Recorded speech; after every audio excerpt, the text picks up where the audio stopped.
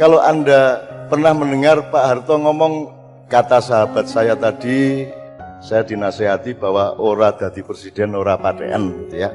Nah ketika saya ngomongin Pak Harto itu yang nunggu di luar Cak Yus ini.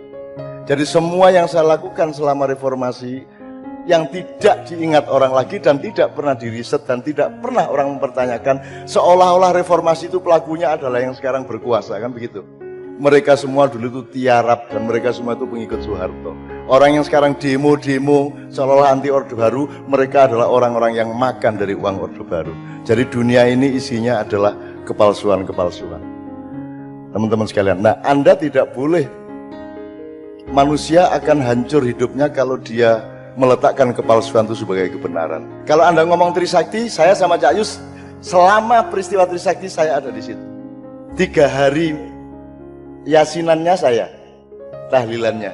7 harinya korban Trisakti, saya yang juga yasinan, tapi tidak pernah ada orang mencatat. Aku iki pokoke nasib iki ning ndi ra ketok.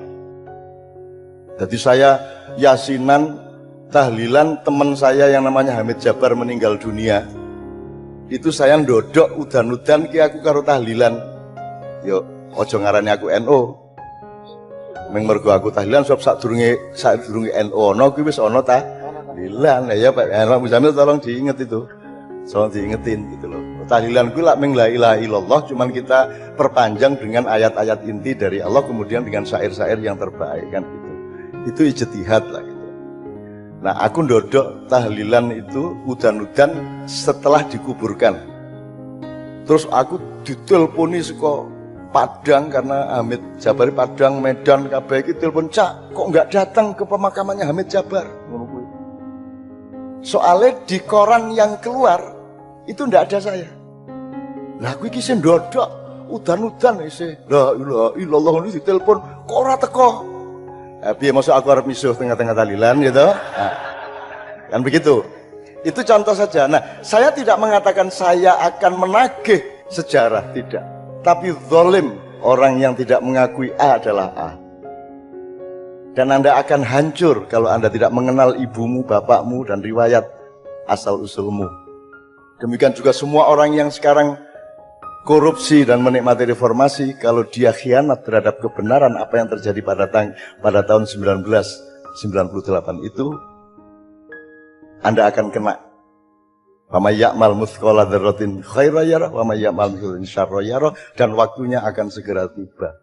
Anda siap-siap, makanya wudu, saiki wudu sing akeh pikiranmu kabeh. Hampir semua kata yang Anda dengar di koran dan televisi wis najis kabeh. Apa kata jihad, kata Islam rahmatan lil alamin, najis kabeh. Semua epistemologinya dirusak. Bahkan hukum yang padat itu bisa diterapkan secara terbalik oleh hakim A dan oleh hakim B.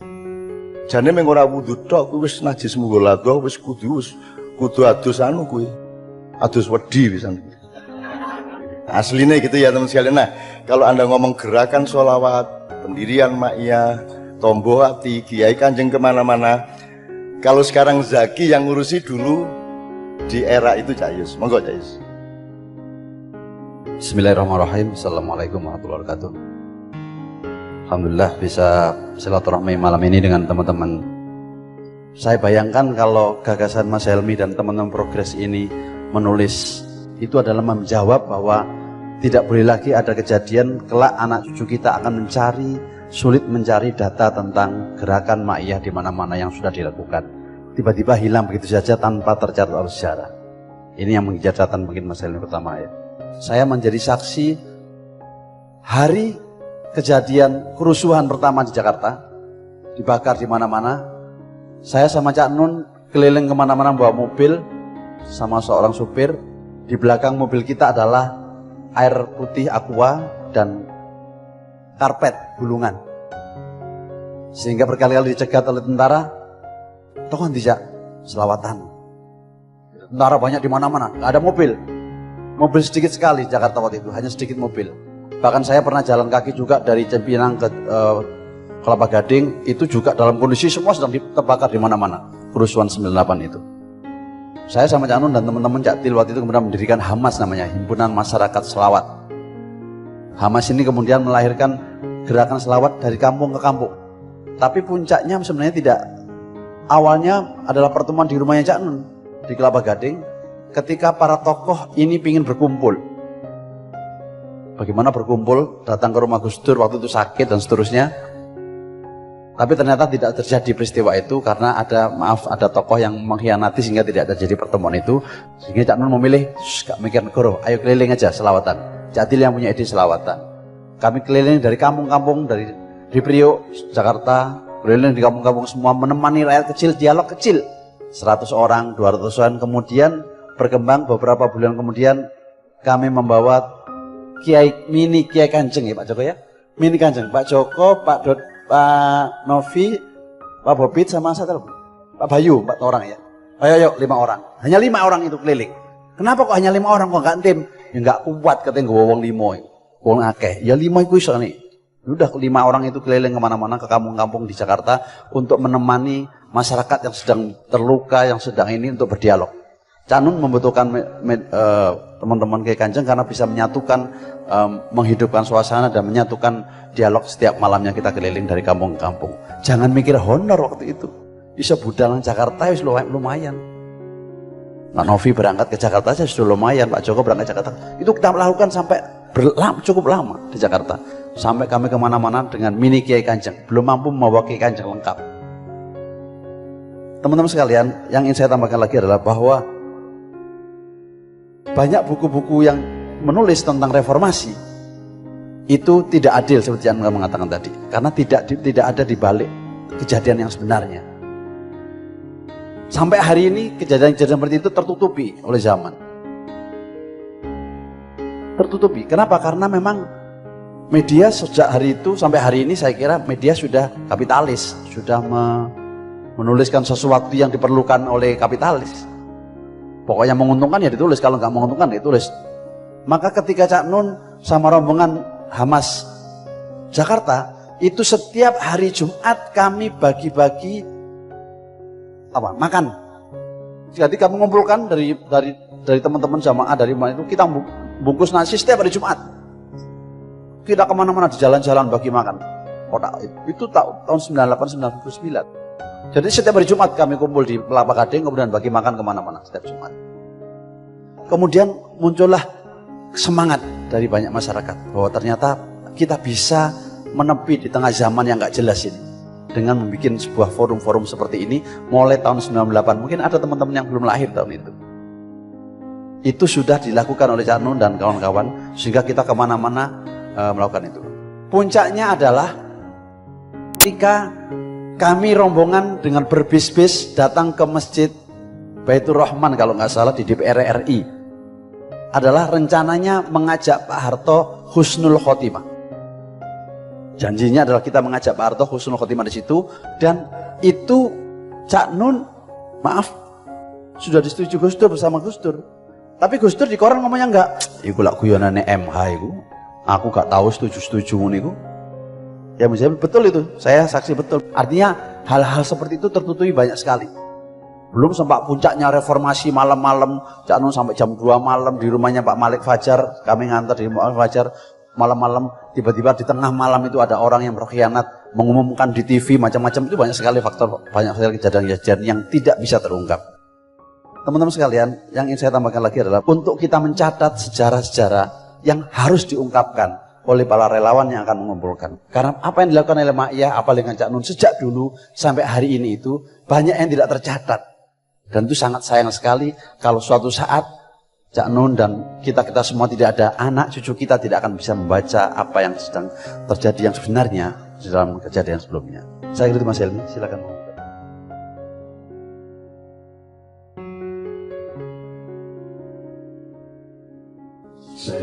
Saya tidak boleh lupa hal-hal yang berguna bagi saya dan kita semua. Karena tanggal 17 Mei tahun 1998 itu tempat ini mau dibakar.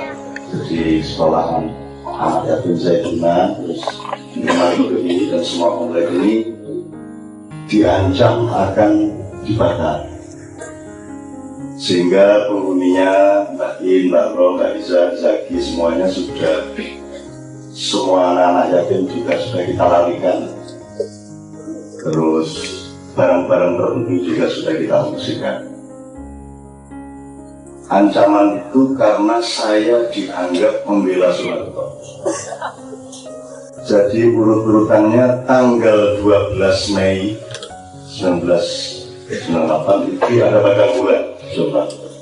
Dan kita melakukan istighosa cukup lama dan besar-besaran karena besok pagi akan terjadi kerusuhan di Jakarta. Sehingga pagi saya langsung ke Jakarta dan terjadi kerusuhan, bukan karena saya datang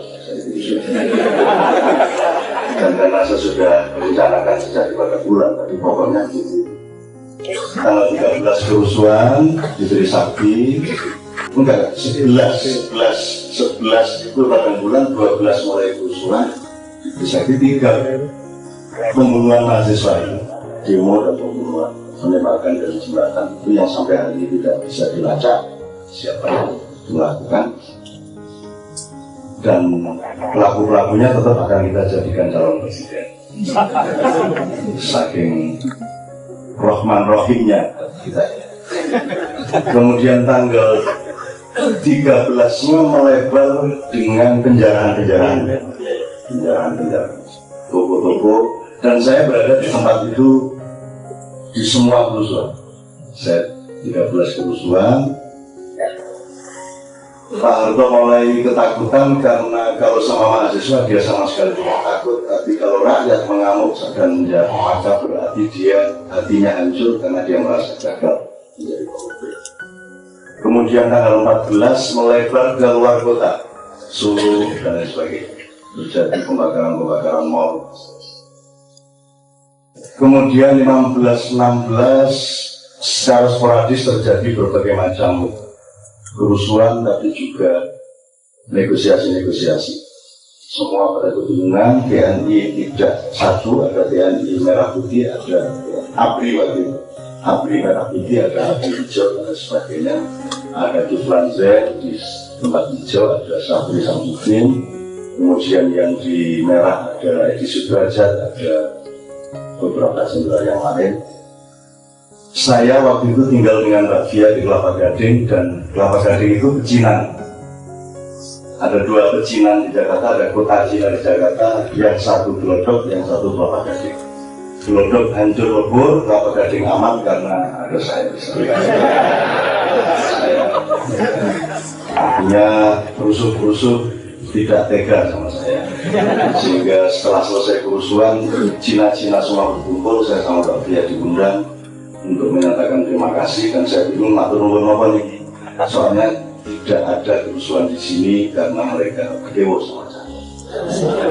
Saya tidak tahu yang sebenarnya terjadi apa, tapi pokoknya seperti itu kejadian. Terus tanggal 17 saya mendengar di sini rusuh, kemudian waktu itu saya bikin di sini, di ruangan ini sebelum dibangun ini, saya memanggil yang sekarang orang yang jadi ketua SAR sekarang, Mas Dr. Seno, dengan pangapnya dan beberapa menterinya dalam aktivisme di Jawa Barat itu untuk membuat Pisauwanan Agung, mengumpulkan 1 juta rakyat Jogja di alun-alun. Nah, saya Dr. Seno bekerja keras mengumpulkan, dan nama itu yang bikin saya Pisauwanan Agung itu baru pertama kali terjadi dan belum pernah lagi terjadi, dan belum pernah ada kata Pisauwanan Agung. Itu harus dilahirkan kata-kata itu oleh turunan raja-raja besar Jawa. Bapak orang masih semacam ya. Terjadilah, dan di Pisauwanan Agung itu terjadi di alun-alun. Saya pas di Jakarta karena saya memang ngurusin Jakarta. Disitulah saya difitnah. Di acara yang saya bikin itulah saya difitnah bahwa saya orangnya Soeharto. Maka kemudian kasihan ini mau dibakar dan seterusnya. Kemudian tanggal 17 ketika tempat ini mau dibakar, saya rapat jam setengah 10 malam dengan Nurholis Majid, Malik Fajar, Utomo Dananjaya, dan 2 orang lagi. Kami berlima menyusun surat kepada Pak Harto, menganjurkan agar Pak Harto sesegera mungkin turun meletakkan jabatannya sebagai presiden, dan kita kasih 4 formula atau 4 cara Nah, tanggal 18 besok pagi itu kita konferensi pers di hotel wisata di sebelah baratnya Hotel Hadi, dan saya yang ngaji, saya yang mimpin doa, saya yang ngajak mereka menangis dan seterusnya. Tanggal 18 pagi surat itu kita kasih secara resmi kepada Menteri Sekretariat Negara yaitu Bapak Saadillah Mursyid. Kemudian sekitar jam 1 siang surat itu langsung dikasihkan kepada Pak Harto. 18 pada Isya Pak Harto telepon Cak Nur dan telepon saya dan menyatakan terima kasih atas saran untuk turun dan dia bersedia untuk turun. Kemudian dia mengatakan kalau bisa turunnya saya gantinya presiden ini jangan sampai menimbulkan kerusuhan apa-apa, harus kita jaga bersama, maka saya mohon ditemani untuk meletakkan jabatan. Maka paginya kita diminta ketemu oleh Pak Harto, 5 orang yang tanda tangan surat meminta Pak Harto turun itu, ditambah 4 orang supaya jumlahnya seolah-olah seperti Wali Songo. Ditambah Gus Dur, ditambah Pak Aliafi, ditambah saya 5 orang yang lain. Gus Dur orang yang paling nikmat dalam pertemuan itu karena dia dalam 1 jam pertemuan 55 menit gitu. Setelah terakhir dia bangun, setelah saya ngomongin Pak Harto untuk supaya turun dengan guyon, dan Pak Harto tertawa, seneng, terus ditambah Cak Nur ngomong, kemudian ditambah Pak Aliafi ngomong, kemudian terakhir Gus Dur. Setelah terbangun, Gus Dur ikut ngomong, ya saya pokoknya nganut saja sama Cak Nur sama Cak Nun. Saya itu senang pokoknya ada adik-adik saya sesama orang Jombang ini bisa mengantarkan saya ketemu orang yang semula saya kira itu bukan manusia. Ternyata manusia. Gus Dur dulu. Terima kasih. Assalamualaikum.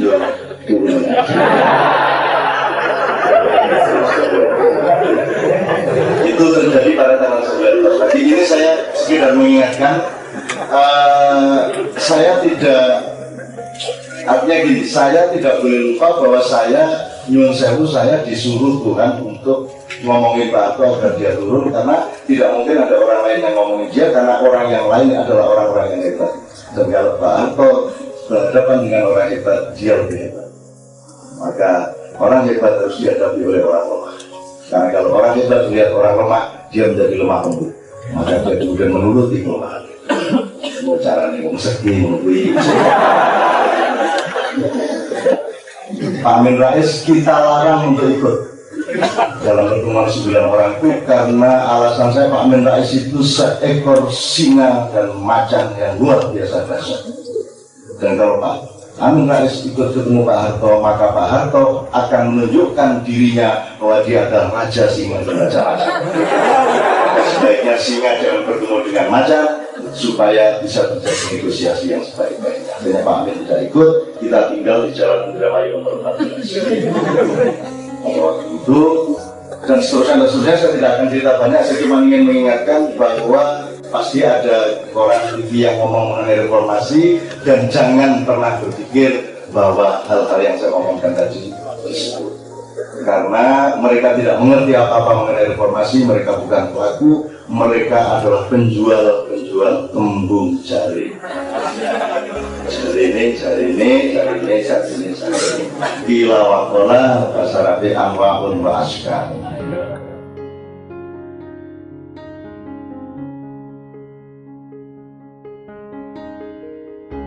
Saya pegang surat sumpahnya Pak Harto.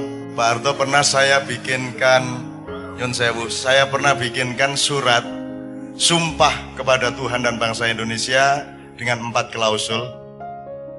Dan beliau menandatangani, kemudian saya bawa dia ke Masjid Baitur Rahman untuk menyatakan kepada Tuhan. Tapi karena politisi-politisi Jakarta tidak percaya kepada saya, akhirnya saya larang datang, dan totoan nek wani ngadili Soeharto tak jajal nek kon wani. Sumpahnya itu saya tuliskan begini, siji, saya Soeharto mantan Presiden RI bersumpah kepada Tuhan dan bangsa Indonesia tidak akan pernah menjadi presiden lagi. Harus aman nak? Aman. Pak Harto wis gak dadi, wis mari ngono bagus Dur, bagus Gusur, Bahopo terserah pokoknya. Pokoknya itu Pak Harto ya aman ya. Nomor 2, saya Soeharto, mantan Presiden RI, bersumpah kepada Tuhan dan bangsa Indonesia bahwa saya tidak akan turut campur terhadap setiap proses pemilihan presiden. Dulu aman sih, aman. Mulanya SBY sudah jadi presiden, Gus Dur sudah jadi presiden, meskipun kudu sowan ping 7 sih nang Pak Harto. 3, saya Soeharto, mantan Presiden RI, bersumpah kepada Tuhan dan bangsa Indonesia bahwa saya siap diseret ke pengadilan untuk mempertanggungjawabkan kesalahan-kesalahan saya selama menjabat sebagai presiden. Dulu beres arek. Loh, janji nang aku kayak ngono, tapi sing ngadili gak wani lah. Aku kan dadi hakim ta ya apa? Aku kan dadi jaksa ta ya apa? Lho aku wis mbukakno dalan. Anjen dapurmu gak ono sing wani. Wong anjane dapurmu jane yo mek melok maling, nek Soeharto rampung kon copet. Sekarang pun kalau mau, besok saya ke Cendana. Ojo macam-macam tak banting temen kan. Yes, tenang aja kan. Aduh, udah sampian, kan di sampian nih. Oh, Robaniyin karo Majnun. Jadi gabungan Gusti Allah karo Iblis ya. Yes, okay, I love you. Oke, sip. Jaga, ya tapi bahasa Jember lah. Kita omong bloko ya apa anane ya. Nomor 4, saya Presiden RI, mantan Presiden RI, berjanji bersumpah kepada Allah dan bangsa Indonesia bahwa saya siap mengembalikan harta rakyat yang dibuktikan oleh pengadilan sebagai bukan milik saya. Lah wis ah. Dalane wis kari dileboni tapi gak ono sing gelem nglakeni, ya toh. Gak ono sing gelem nglakoni sampai hari ini karena mereka kalau Soeharto diadili, Soeharto ngomong ini ya wis aku adilno tapi tak cangking arek-arek kabeh. Nggih, tak cangking. Saya hari ini sore ini tadi meminta agar supaya diterbitkan buku keuangan protokoler Cendana untuk menunjukkan kepada rakyat Indonesia siapa saja yang pernah mendapat uang dari Soeharto. Kandele saene iki. Onem sip iku ya. Aku gak aru unet tahu oleh duit teko Pak Harto tak gak aru. Tapi pokoknya oke. Terjadi atau tidak pengadilan kepada Soeharto, tetapi UNED adalah sebuah lingkaran kaum intelektual, lingkaran pejuang-pejuang progresif yang harus merumuskan dirinya agar supaya mengerti letaknya di dalam perjalanan bangsa Indonesia. Dan terserah Jakarta mau pergi kemana, tapi Jember dan Universitas Jember memiliki agenda sendiri untuk membangun Republik Indonesia. Menurut kira-kira ya Pak ya.